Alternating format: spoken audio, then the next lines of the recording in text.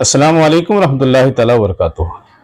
محترم ناظرین، امید ہے کہ آپ حضرات خیریت سے ہوں گے۔ آج رمضان المبارک کے مہینے کی 22ویں تاریخ ہے، یا یوں کہہ لیں کہ 22واں روزہ ہے۔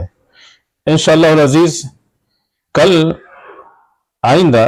جمعہ کا دن ہے، رمضان المبارک کی 23ویں تاریخ اور 23واں روزہ بھی ہے، اور پورے ہندوستان بھر میں ہم مسلمانوں کا یہ معمول ہے کہ رمضان المبارک کے آخری جمعہ کو الوداعی جمعہ کے نام سے جانتے پہچانتے ہیں اور جمعہ کی نماز ادا کرتے ہیں۔ آج ہماری گفتگو اس تعلق سے ہوگی کہ رمضان کے آخری جمعہ کو دوسری مسجدوں میں کثرت ثواب کے ارادے سے سفر کرنا، اپنی مسجدوں کو چھوڑ کر کے دوسری مسجد میں جانا کیسا ہے۔ دوسری چیز جو الوداع جمعہ کے تعلق سے فضیلت بیان کی جاتی ہے کہ اگر کوئی پہلے گیا تو اسے ایک اونٹ قربانی کرنے کا ثواب، دوسرے نمبر پہ گیا تو گائے قربانی کرنے کا ثواب۔ کیا یہ فضیلت صرف رمضان کے آخری جمعہ کے ساتھ خاص ہے، یا یہ فضیلت سال میں جتنے جمعہ آتے ہیں سب کے لیے عام ہے؟ تیسری چیز، الوداع جمعہ کا جو سسٹم ہمارے سماج میں پورے ہندوستان بھر میں معمول ہے، کیا یہ حکم شرعی ہے؟ حضور صلی اللہ تعالی وسلم سے، صحابہ کرام سے یہ ثابت ہے؟ چوتھی چیز کہ کیا الوداع جو خطیب یا امام ہمارا خطبہ دیتے وقت الوداع و الوداع یا شہر رمضان کہتا ہے، کیا یہ کہنا لازمی اور ضروری ہے؟ میری آپ حضرات سے گزارش ہے کہ آپ حضرات پوری ویڈیو کو غور سے سنیے گا، اسکپ مت کیجیے گا، تاکہ حکم شرعی کی صحیح معلومات آپ تک پہنچائی جا سکے۔ پہلی چیز کہ دوسری مسجدوں کو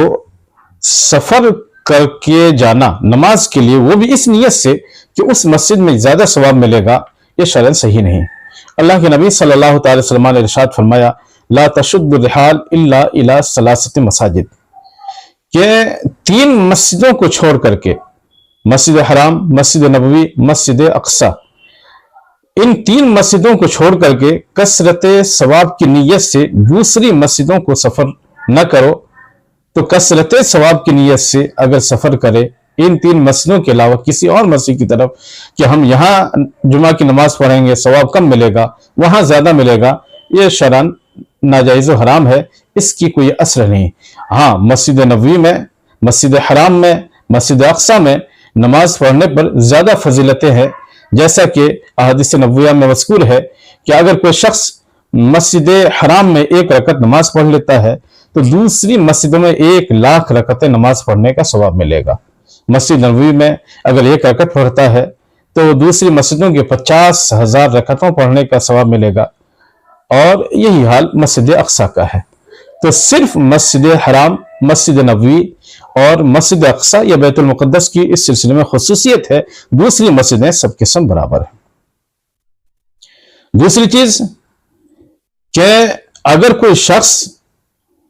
جمعہ کے دن یا رمضان کے آخری جمعہ کو سب سے پہلے جائے تو اسے اونٹ صدقہ کرنے کا ثواب ملے گا۔ اس سلسلے میں ہم نے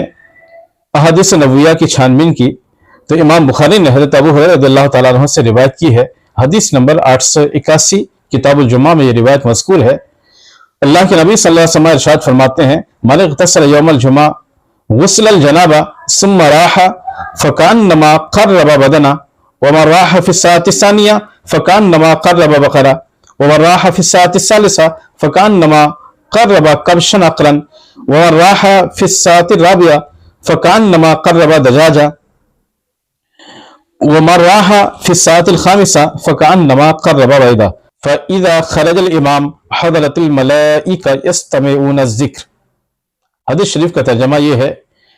کہ جس شخص نے جمعہ کے دن اچھی طرح غسل کیا اور پھر وہ جمعہ کی نماز کے لیے گیا تو اسے 1 اونٹ صدقہ کرنے کا ثواب ملے گا، اور جو دوسری ساتھ میں جائے تو اسے 1 گائے صدقہ کرنے کا ثواب ملے گا، جو تیسری ساتھ میں جائے تو اسے 1 مینڈھا صدقہ کرنے کا ثواب ملے گا، جو چوتھی ساتھ میں جائے، چوتھی گھڑی میں جائے، اسے 1 مرغی صدقہ کرنے کا ثواب ملے گا، جو 5ویں ساتھ میں جائے اسے ایک انڈا صدقہ کرنے کا ثواب ملے گا۔ اس حدیث شریف کے الفاظ میں آپ حضرات غور کریں، اس میں ماہ رمضان کے آخری جمعہ کی کوئی تخصیص نہیں، بلکہ جو بھی جمعہ ہے، سال میں جتنے بھی جمعہ آتے ہیں، اگر کوئی پہلی ساعت میں جائے گا تو اسے ایک اونٹ قربانی یا اونٹ صدقہ کرنے کا ثواب ملے گا،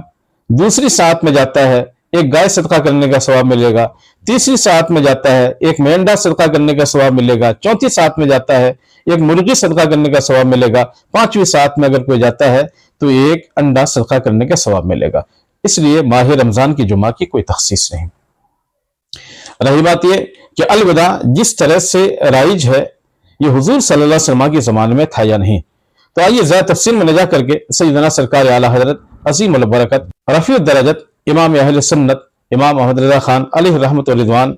اپنی مشہور زمانہ تصنیف فتاوی رضویہ جلد نمبر 8 صفحہ نمبر 452 میں اسی طرح کے ایک سوال کے جواب میں ارشاد فرماتے ہیں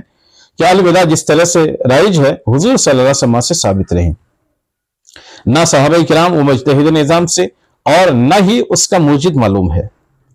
وہ اپنے حد ذات میں مباح ہے، ہر مباح نیت حسن سے مستحب ہو جاتا ہے، اور عروض و عوارض خلاف سے مکروہ سے حرام تک۔ تو غرض کے اس تفسیر کی روشنی میں یہ بات معلوم ہوئی کہ الوداع جمعہ جو ہم آج جس طرح سے پڑھتے ہیں، یہ دور رسالت میں نہ تھا، دور صحابہ میں نہ تھا۔ کس نے اس کی ایجاد کی، صحیح سے اس کا موجد بھی معلوم نہیں۔ اب رہی بات آخری چیز کہ الوداع یا شہر رمضان کہنا کیا یہ ضروری ہے، تو سیدنا سرکار اعلیٰ حضرت اسی فتاوی رضویہ 452 میں ارشاد فرماتے ہیں کہ جمعہ کے لیے خطبہ شرط ہے، خاص خطبہ وداع کوئی چیز نہیں، اور الوداع کہ جس طرح سے رائج ہے نہ کوئی حکم شرعی ہے، نہ ہی اس سے کوئی منع شرعی۔ ہاں علماء اس کا التزام نہ کریں، کبھی ترک کریں کہ عوام واجب نہ سمجھنے لگے، اور سچی وداع قلب سے ہے کہ رمضان شریف کے آنے سے دل خوش ہو اور جانے سے غمگین ہو۔ مطلب یہ ہے کہ ہمارے متاخرین علماء کرام نے جب یہ دیکھا کہ لوگوں میں دین سے دوری بڑھتی جا رہی ہے، تو ان لوگوں نے لوگوں کی ترغیب کے لیے کہ اب رمضان کے کچھ ہی دن باقی ہیں، اب عبادت کی طرف آؤ، تلاوت قرآن کی طرف آؤ، نمازوں کی طرف آؤ، اپنی غفلت چھوڑ دو، اپنی لاپرواہیاں چھوڑ دو۔ اس مقصد خیر کے تحت ہمارے کچھ علماء نے اس بات کی ایجاد کی کہ رمضان کے آخری جمعہ میں الوداع کے نام سے لوگوں کو نیکیوں کے لیے ابھارتے ہیں، اور گناہوں سے بچنے کے لیے اسے روکنے کی کوشش کرتے ہیں۔ تو یہ بلا شبہ یہ نیت حسن ہے، تو اس طرح سے لوگوں کو الوداع کے لیے بولنا بلا شبہ جائز ہے، اور نیت اچھی ہو تو اجر و ثواب کا حقدار بھی۔ لیکن یہی ہے کہ التزام نہ کیا جائے کہ عوام اس کو لازم اور واجب سمجھے، یہ کوئی تہوار نہیں ہے۔ ہاں جمعہ چونکہ سید الایام ہے، ہفتے کے دنوں میں جتنے دن ہیں سردار ہے، تو پھر رمضان کے مہینے میں جو جمعہ آتا ہے یقیناً اس کی فضیلت بہت عظیم ہے۔ رب کریم کی بارگاہ میں دعا ہے کہ پروردگار عالم ہم سبوں کو اچھے اعمال کرنے کی توفیق عطا فرمائے، ماہ رمضان کا احترام کرنے کی توفیق عطا فرمائے، ماہ رمضان میں زیادہ سے زیادہ عبادت کرنے کی توفیق عطا فرمائے۔ وآخر دعوانا ان الحمدللہ رب العالمین۔ السلام علیکم ورحمۃ اللہ تعالی وبرکاتہ۔